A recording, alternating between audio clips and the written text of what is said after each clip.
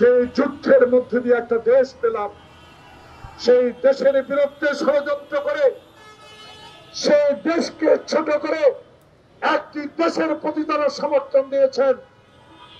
ক্ষমা আর ভুল অপরাধ এক নয়। অপরাধের বিচার করবে শেষ দিকে মৃত্যুর পর আল্লাহ, আর এই পৃথিবীতে অপরাধের বিচার করবে জাস্টিস বিচারপতিরা।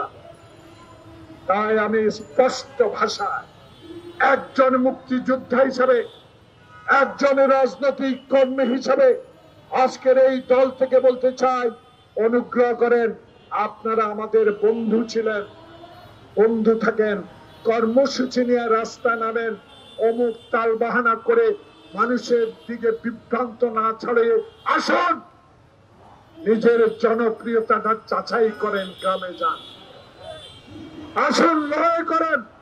শেখ হাসিনার সাথে বন্ধুত্ব করে কয় সিট পেয়েছেন?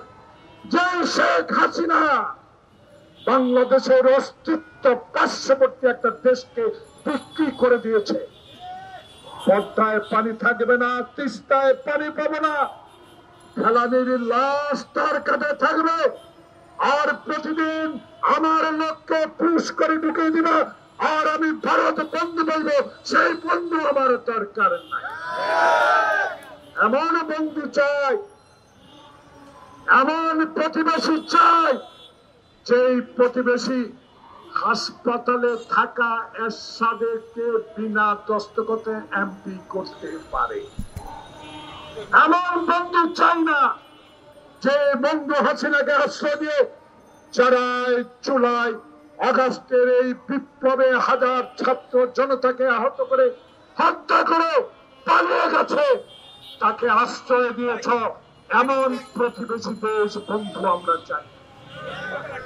যদি সব সাহস থাকে, যদি বন্ধু হতে চাও, যদি বাংলাদেশের মানুষকে ভালোবাসতে চাও, যদি বাংলাদেশে গণতন্ত্র চাও, আর করে না হাসিনাকে ঠেলে পাঠিয়ে দাও, আর দেরি করো না।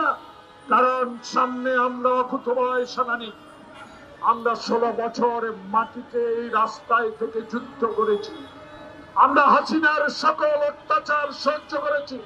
প্রিয় বন্ধুগণ, 16 বছরে 10.5 বছর চলেছিলাম। তাই আমাদেরকে দয়া করে আমার 2001 সালের বন্ধুরা দেশকে আর বিভ্রান্ত থেকে নেবেন না।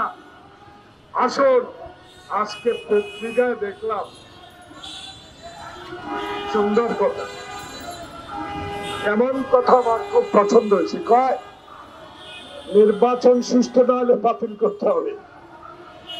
কথাটা বুঝতে পারছেন? কয় নির্বাচন সুষ্ঠু না হলে বাতিল করতে হবে। আপনার আগে আমরা বলেছি, কারণ এই সুষ্ঠু নির্বাচনের জন্য বিএনপির হাজারো নেতা কর্মী আত্মত্যাগ করেছে একটি নির্বাচনের জন্য।